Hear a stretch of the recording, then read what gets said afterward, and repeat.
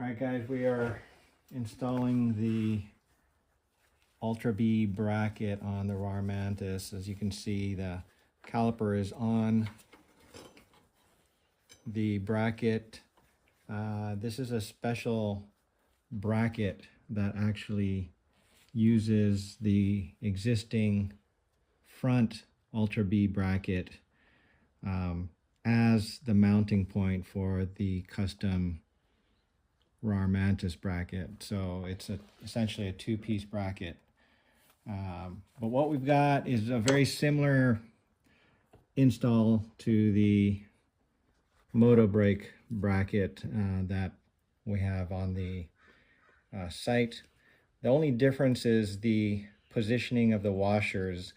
In this case, the bracket, this silver bracket that we are installing, is going to mount right up against the frame without any spacers.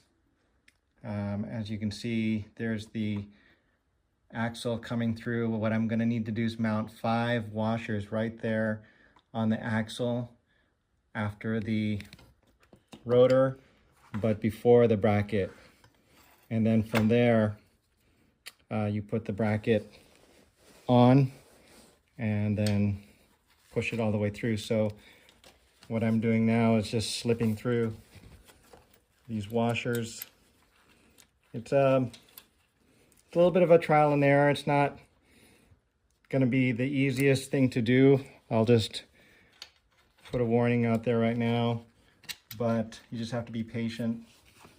You're pushing the axle through slowly as you push or position the washers on.